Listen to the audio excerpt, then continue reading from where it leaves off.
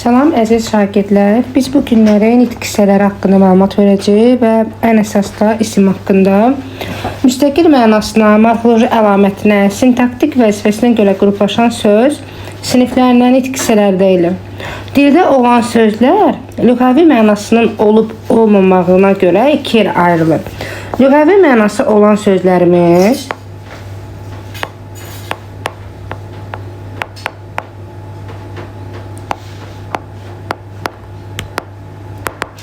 bir də lüğəvi mənası olmayan sözlər. Lüğəvi mənası olan sözlərimizə nələr aiddir?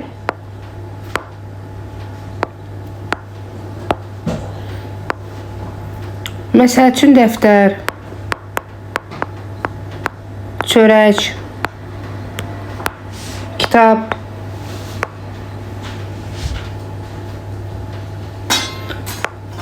bir də var lüğəvi mənası olmayan.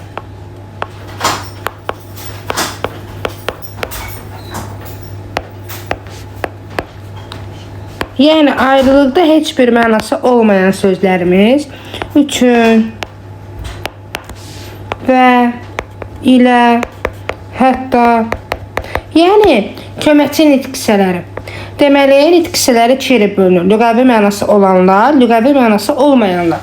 Lüğəvi mənası olan, yəni ki, ilkin mənası olan sözlər, ona baxanda bir məna var. Bunlar əsas nitq hissələrdir. Bir də lüğəvi mənası olmayan sözlər ki, hansı ki, bunlar da köməkçi nitq hissələrdir.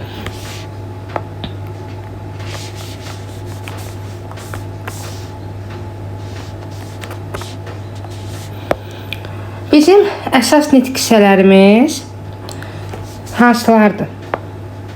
Əsas nitq hissələrimizin sayı 6-dır. İsim, sifət, say, əvəzlik, fe'l, sərf. Bir də bizim köməkçi nitq hissələrimiz var ki, bunlar hansılardır? Cəmi 5. Lüğəvi leksik mənası olmayan sözlər. Hansılardır bunlar? Qoşma, bağlayıcı, ədat, modal söz, bir də nida. Deməli, əsas nitq hissələrimizin sayı 6, köməkçilərin isə sayı 5 dənədir. İndi biz əsas nitq hissəsi ilə köməkçilər arasında olan fərqlərə baxacağıq.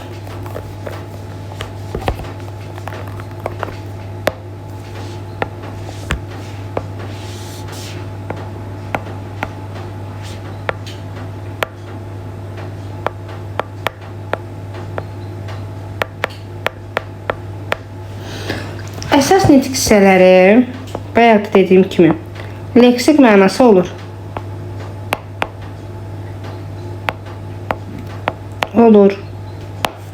Daha sonra və qrammatik mənaya malik olur. Leksik mənası da, qrammatik mənası da olur. Ayrılıqda işlənə bilir.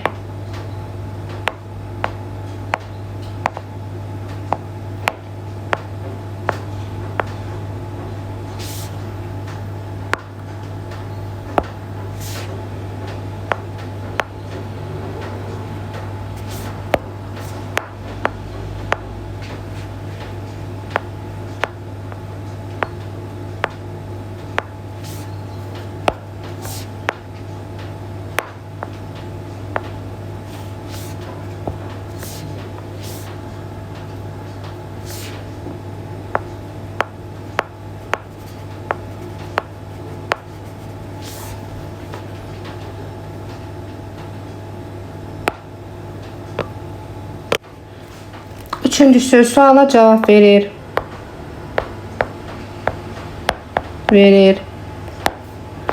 Dördüncü, söz yaradıcılığında iştirak edir. Yəni, leksik şəkilçilər artırmaq olur, yeni sözlər düzəltmək olur.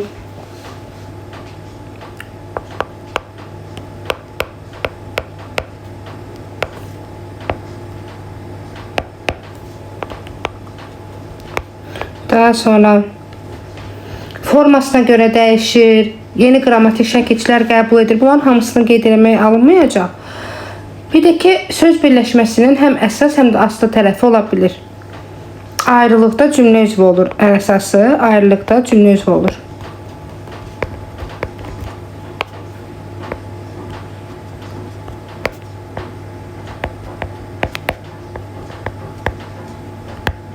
Bunlar əsas nitq hissələrinin xüsusiyyətləridir. Bir də deyək, leksik mənaya malik olur, ayrılıqda işlənə bilir, suala cavab verir, yeni sözlər yarada bilirik, çünki söz yaradıcılığında iştirak edir, formasına görə dəyişə bilir, yeni qrammatik şəkilçilər qəbul edə bilir.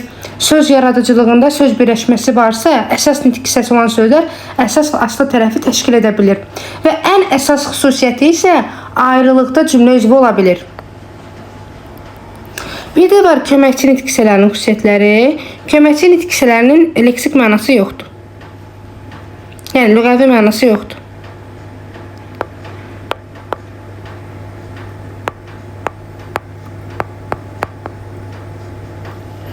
Yalnız qrammatik mənaya malikdir. Ayrılıqda işlənə bilmir.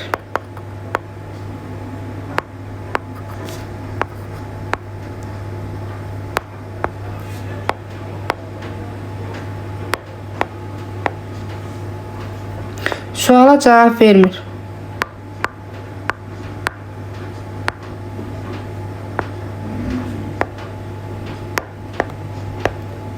Daha sonra söz yaradıcılığında iştirak eləmir.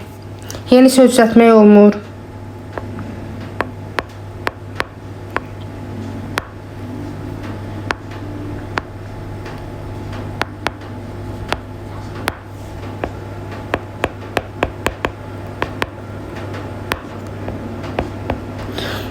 Daha sonra formaca dəyişmir, qrammatik şəkilçi qəbul etmir. Söz yaradıcılığında söz birləşmələrinin əsas vasitə tərəfi ola bilmir. Əsas vasitə tərəf əsas nitq hissələri ola bilir. Ayrılıqda cümlə üzvü kimi işlənə bilmir.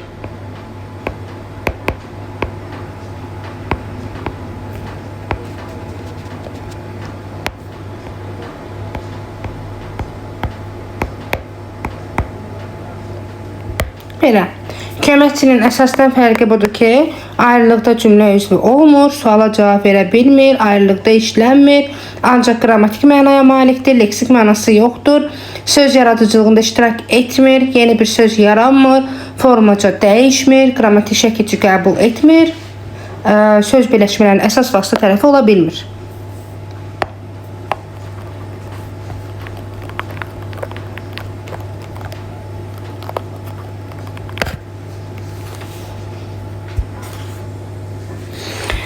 Köməkçi nitq hissələri söz yaradıcılığında iştirak etmir.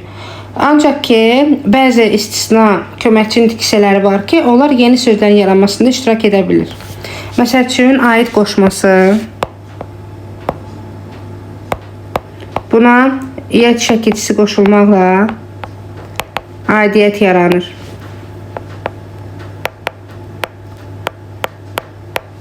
Daha sonra, aid sözünə lik qoşulmaqla aidlik yaranır. Yəni istisna hallar hər bir fəndə özünü göstərir. Həm bağlayıcısına kar qoşulur, həm kar yaranır.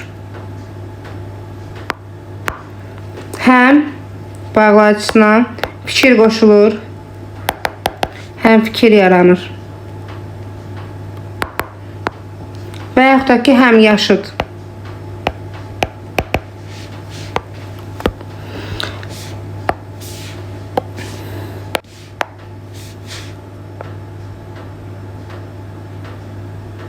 Deməli, bugünkü mövzumuz isimdir.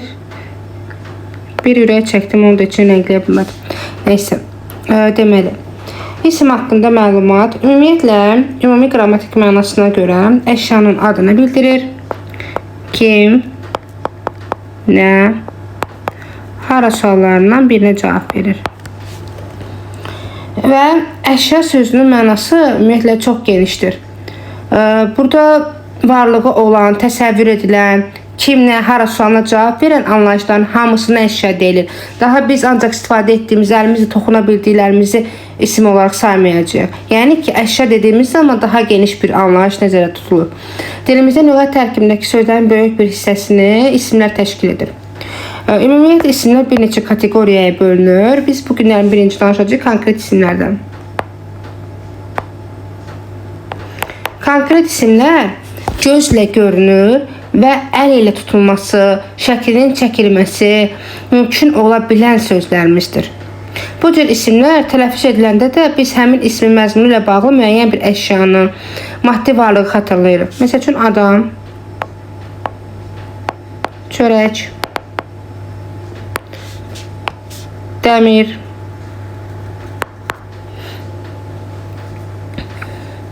günəş. Düzdür, biz günəşə əlimizlə toxuna bilməsək belə, onun istiliyini öz üzərimizdə hiss edə bilirik və ya da günəşin şəklini biz çəkə bilirik. Qələm, şagird. Yəni bunlar konkret isimlərdir. Bir də var ki, mücərrəd isimlər.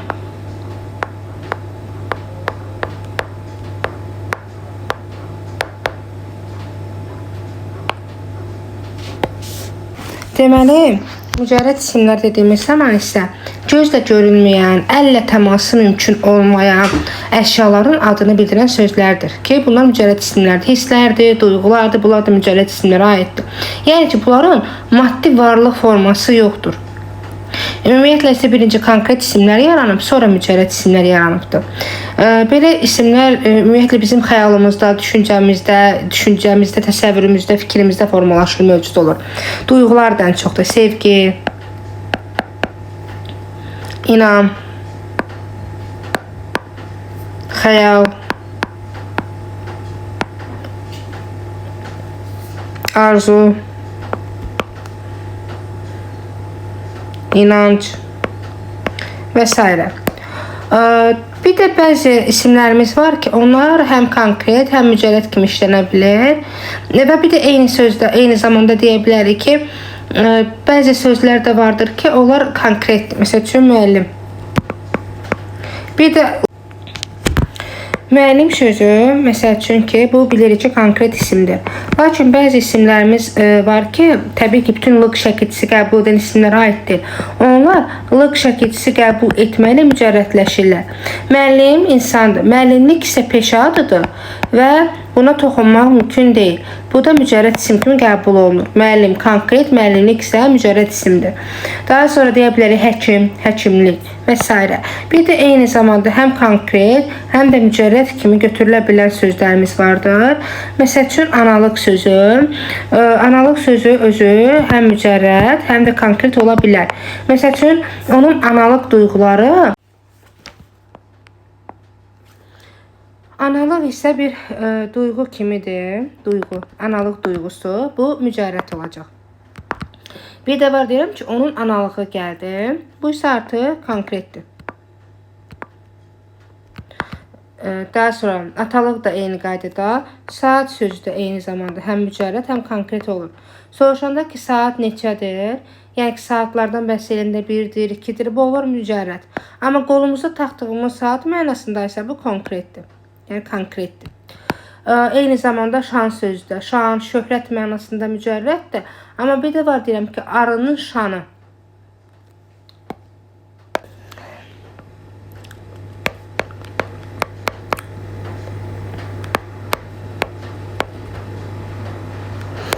Deməli, ümumi və xüsusi isimlərdən bəhs edirik. Ümumi isimlər müəyyən bir qrupa daxil olan eyni cinsli varlıqların adını bildirir. Yəni ki, eyni cinsli olan varlığın adını bildirən isimlərə ümumi isimlər deyilir. Məsələn,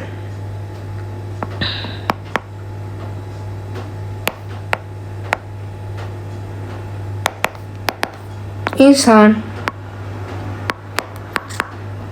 şəhər, ağac, bina, qız və s. Bir də var xüsusi isimlər.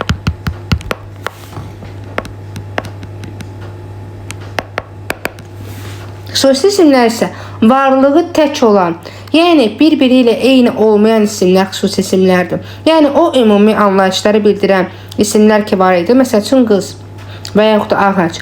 Onlara verilən adlar, hər birinə verilən adlar bunlar adların xüsusi isimlər.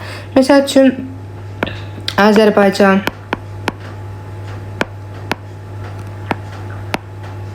şəhər ümumidir. Amma deyirəm ki, Sumqayıt. Qız ümumidir. Məsələn deyirəm ki, Nigar. Daha sonra çay ümumidir. Deyirəm Kür. Bu artıq olur xüsusi. Ağac ümumidir. Məsələn mən deyirəm ki, akasiya ağacı və yaxud da ida ağacı. Artıq bu bir qədər xüsusi isim olur. Xüsusi ismə çevrilmiş olur. Daha sonra gəlir nələr? Tək və cəm isimlər.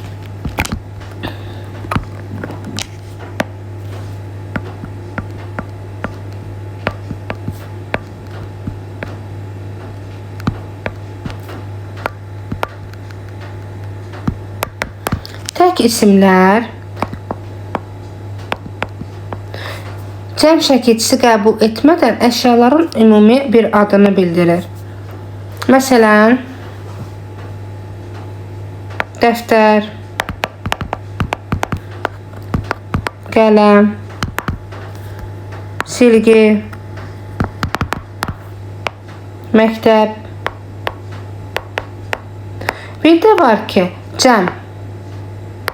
Cəm isimlər isə cəm şəkilçisi qəbul edir. Eyni əşyanın çoxluğunu bildirir. Məsələn, bu arada cəm şəkilçisi qrammatik şəkilçidir. Çaylar, binalar, kitablar və s. Bir də var toplu isim anlayışı.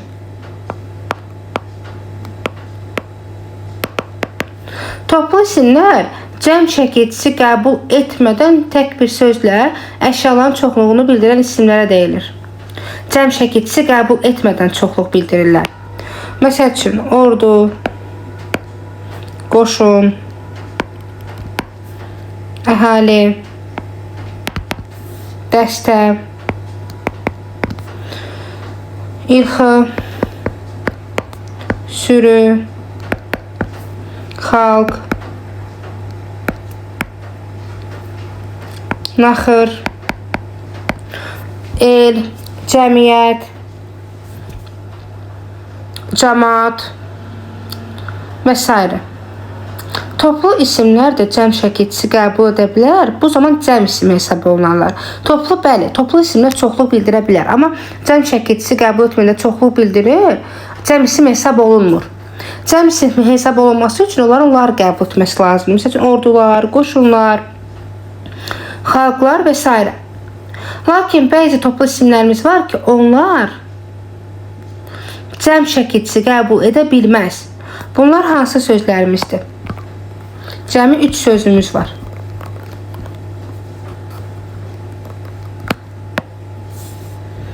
Cəmaat, əhali, ictimaiyyət.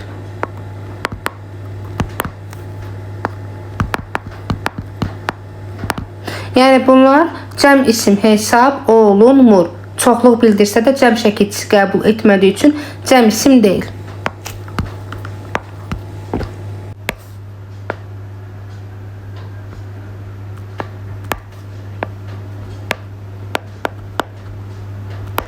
İsmin quruluşca növləri.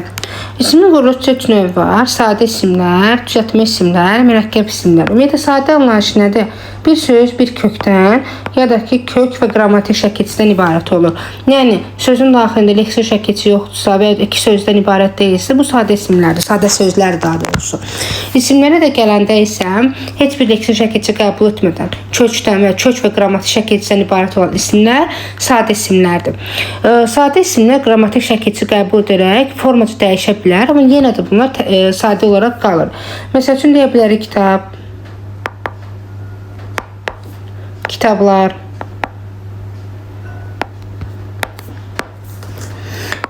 meşədə, su və s. Bunlar isimdir və qəbul etdiyi şəkilçilər də qrammatikdir. Ümumiyyətlə ismin istər hal şəkilçisi olsun, istər cəm şəkilçisi olsun və yaxud da ki mənsubiyyət şəkilçisi. Bunlar hamısı qrammatik şəkilçilərdir. Kökdən ibarətdir. Kök üstə gəlsin cəm şəkilçisi, kök üstə gəlsin yerlik hal şəkilçisi. Təbii ki, bu sadə isimdir. İsmə məxsus olan qrammatik şəkilçilərimiz hansılardır? Yazmaq istəyərəm. Lardır, mənsubiyyətdir,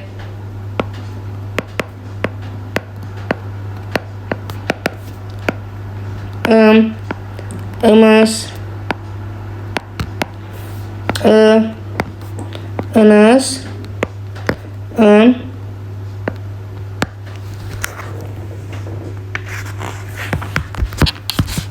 daha sonra hansı şəkilçilərimiz var? Hal şəkilçilərimiz.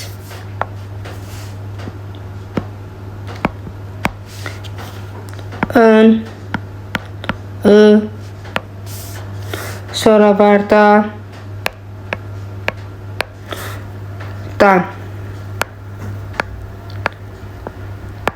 bir də şəxs şəkilçilərimiz var. Bunlar isə am, ıq, sonra san, sınız, bir də dır şəkilçisidir. Yəni, bu sadaladığım şəkilçilər haldır, mənsubiyyətdir, cəmdir, şəxsdir. Bunlar hamısı qrammatik şəkilçilərimizdir bizim.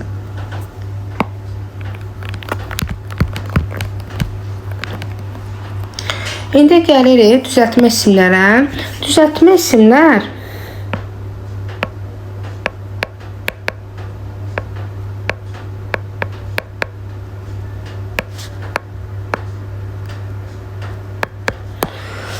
şəkilçilərin köməyi, yəni söhbət leksik şəkilçidən gedir. Leksik şəkilçilərin köməyi vasitəsilə yaranır və bu isimlə morfoloji yolla əmələ gəlir. Ümumiyyətlə isə düzəltmə isimlər adlardan və feillərdən olmaqla iki yerə bölünür. Mən şəkilçiləri bir-bir əzbərləməyin tərəfdarı deyiləm. Yəni əzbərləməyə ehtiyac yoxdur. Biz şəkilçiləri tapmağın yolunu bilirik. Adlardan düzələni də, feillərdən düzələni də təhlil edərək, kökü şəkilçiyə ayıraraq tapa bilərik. Yəni ki, onsuz da əzbərləmək, başa düşməməkdənsə, onu təhlil edərək tapmaq daha yaxşıdır. Məsələn, sözlər yazaraq. İndi biz sözlər üzərində baxacağıq. Yeriş, görməçə,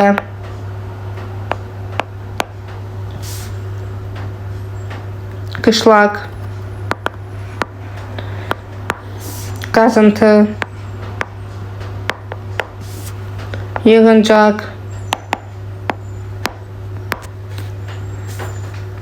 yoldaş, evcik, ədəbiyyat,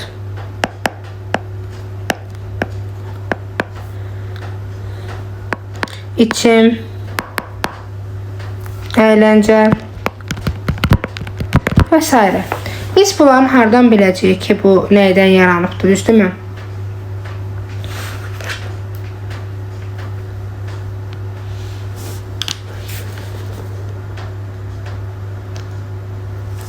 Baxacağıq ona görə də.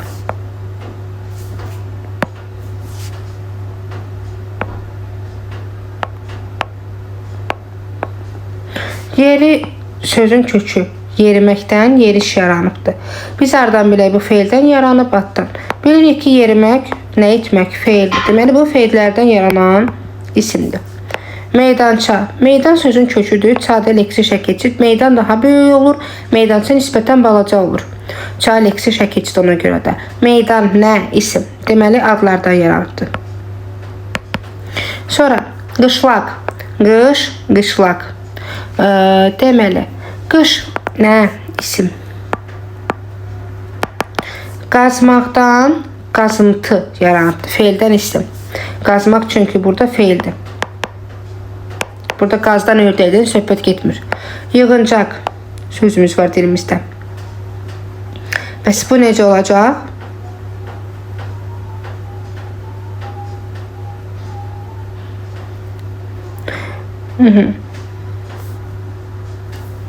Yığmaqdan yığınmaq, yığınmaqdan yığıncaq yaranır. Bu da yığınmaq feilindən yarandığı üçün feildən düzəlib. Yoldaş, yolu və yoldaş olan şəxs. Yol getdiyin adam yoldaş hesab olunur. Yol ismindən yaranıbdır. Sonra evdən, ev böyük olur, evcik isə oyuncaqdır, balaca evlərdir. Bu ev ismindən yaranıbdır. Ədəbiyyat, ədəb ismindən, ədəb və mərifət ismindən yaranmışdır, isimləndir. İçim, bir içim su, içmək feilindən yaranıb. Əyləncə, əylənmək feilindən əyləncə ismi yaranıbdır.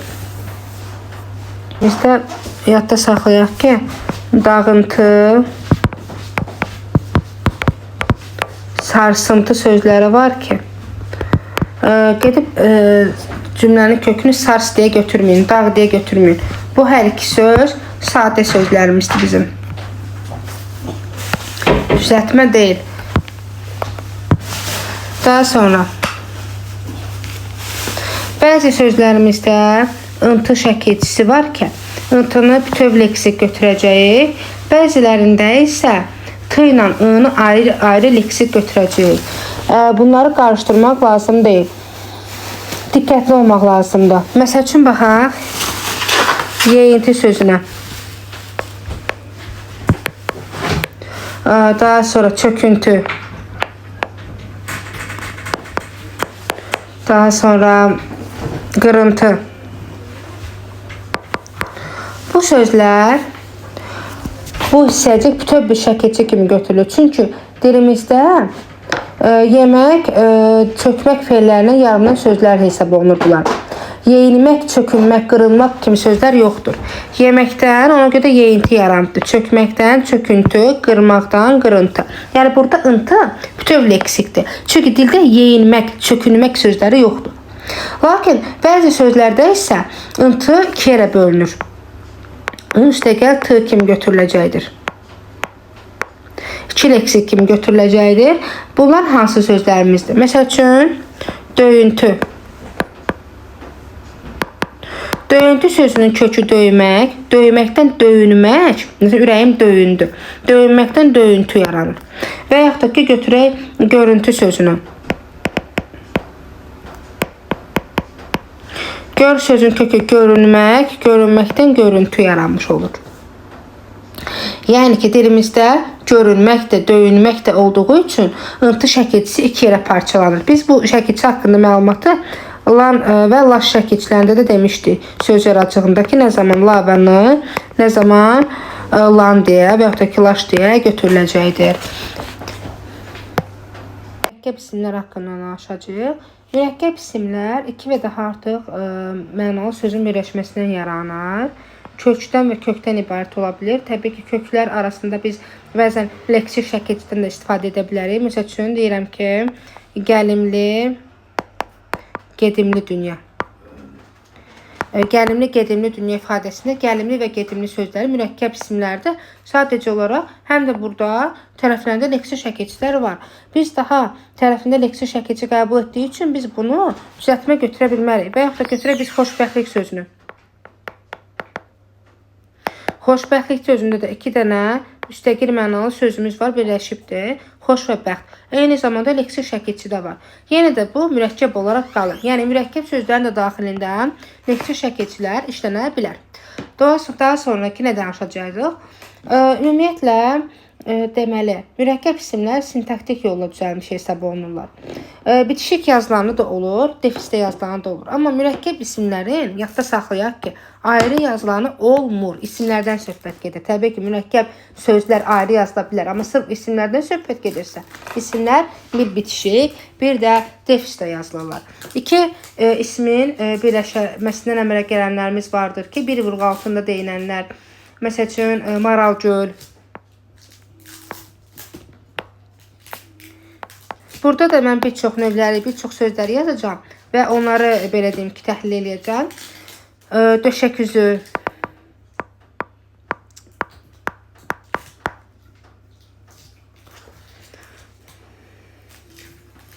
gözü toxluq,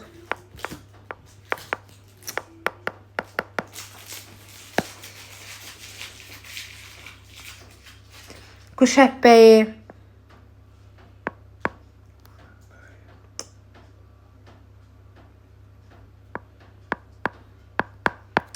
Sonra ağa, xan, şah, xanım sözlərinin vasitəsilə yarananlar vardır ki, Hüseyin ağa.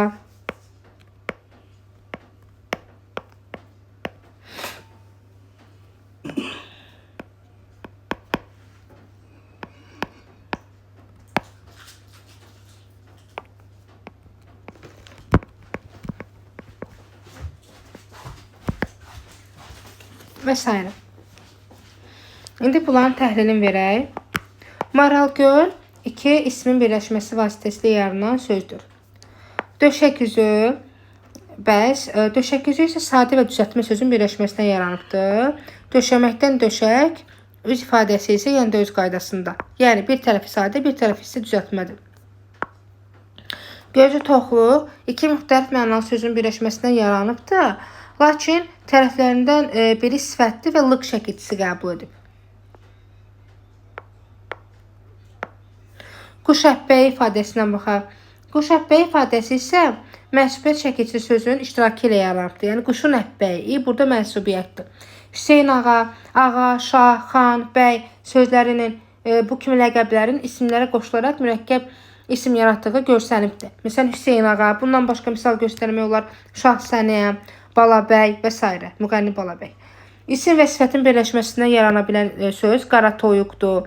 Bir tərəf sifət, bir tərəf isimdir. Günə baxan, bir tərəfi feili vasitəsilə yarananlar günə baxandır, əl üzüyandır, yelqovandır, toz sorandır və s. Yəni bunlardır. Bir də ha və a bitişdirici vasitəsilə yarananlar var ki, bunlara nəyə misal göstərmək olar? Gəl, ha, gəl. Daha biz bunu feil kimi götürməyəcəyik gəl ifadəsinə görə. Məsələn, deyirəm ki, yaman gəl, ha, gəl idi. Nə idi? Gəl, ha, gəl. Vur, ha, vur düşdü. Nə düşdü? Vur, ha, vur. Yəni ki, bu ifadələr ha və a ilə birləşən ifadələr isim yaradır. Bunlar bitişik yazılan mürəkkəb isimlər idi. İndi lefsdə yazılan mürəkkəb isimlərdən danışaq. Lefsdə yazılanlarda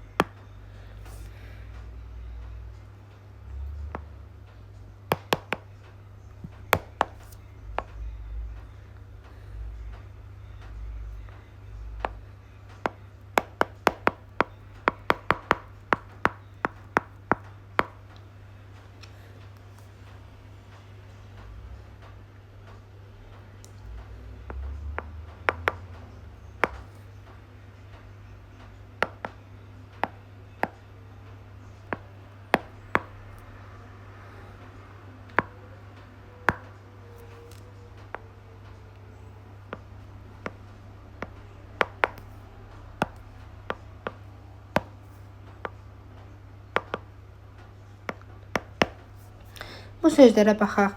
Eyni sözün təkrarı ilə çosa-çosa, top-top, üzük-üzük və s. Daha sonra yaxın və ya əks mənalı sözlərin köməyi ilə söz-söhbət. Məsələn, bu yaxın mənalıdır. Daha sonra dağ-dərə, bu əks mənalıdır. Dost-düşmən, əks mənalıdır. Tərəflərdən birinin ayrılıqda işlənə bilməyən dilmil, çöp-çöp, kağız-küğuz, küğuz məsələn ayrılıqda işlənmir. Daha sonra var izafət tərkibləri vasitəsilə nöqtəyi nəzər. Bəzi Avropa mənşəli birləşmələrlə yarananlar var ki, vitse-admiraldır, vitse-prezidentdir və s. Əks və küllü sözlərin köməyi ilə yarananlar var ki, əks-inqilabçı. Kəmiyyətə görə təkdə olan isimlərdən söhbət gedirsə, bu zaman tərkibində lar şəkilçisi olmayan isimlər nəzərdə tutulur. Bəli, çoxluq anlayışı bildirməsindən görə toplu isimlərdə əslində qalsa toplu, yəni çoxluğu bildirir. Digər isimlər də cəm şəkilçisi qəbul etməklə. Amma bizə kəmiyyətə görə deyirsə, kəmiyyət anlayışını isə bizdə lar şəkilçisi bildirir. Yəni tərkibində deməli lar şəkilçisi olanlar kəmiyyətə görə cəmdədir. Lar şəkilçisi olmayan isə kəmiyyətə görə təkdə hesab olunur. Ona görə də bizə təkdə olanı soruşur deyə lar şəkilçisi olanları bir-bir çıxırıq. Deməli, ona görə cavabımız burada B variantıdır. Gəldik 32-ci suala. İsimdən düzələn isimləri göstərmək dediyi zaman isə son leksikdən qabağa baxırıq. Bəd və deməli bədbin sözün köküdür. Likdəki leksik. Bədbin adam necə adam? Bu sifətdən düzəlib. Bədbin sözü sifətdir kökü. Görüntü sözü. Görmək feilindən görünmək, görünməkdən görüntü yaranır. Bu da feildən düzələn isimdir. Getdi. Düzən, nə? Düzən, düzəngah mənasında. Düzən, bir də düzəndən düzənlik yaranırdı. Yəni isimə qoşulubdur. Cavabımızdan biri 3'dür. Vuruşdakılar. Vurmaqdan vuruş, vuruş ismi, vuruşdan vuruşdakı sifəti. Bunlar da qrammatikdir. Amma biz bilirik ki, bir mənalı olaraq dakı şəkilçisi sifət yaradır. Bəli, buradalar şəkilçisi qəbul etməkdən isimləşə bilər. Amma morfoloji baxımdan dakı sifət yaratdığı üçün 4'ü çıxacaq. Yazıçılıq. Yazıçılıq sözünə baxaq. Yazmaqdan yazı ismi. Yazı ismindən də yazıçılıq, çılıq şəkilçisi. Yazmaqdan yazı, yazıdan yazıcı, yazıcıdan yazıçılıq yaranır. Son leksikdən qabağa baxdığımız zaman bunun yazıcı ismindən yarandığını görürük və sözümüzün özü də yazıçılıq ismidir. Cavablarımızdan biri də 5'dir. 3'dür, 5'dir. Boyaqçı. Boya sözün kökü, boyamaq feildir. Boyamaqdan boyaq ismi yaranıbdır, yəni rəng. Rəngçi də həmin rəngdən istifadə edən insan boyaqçı. Yəni hansı nitq hissəsinə yaranıbdır? Boyaq ismindən yaranıbdır. Cavabımız deməli oldu burada. 3, 5, 6 D variantı. Yəni isimdən düzələn ismi soruşur. Biz çalışıb baxmalıyıq ki, son leksikdən qabağa.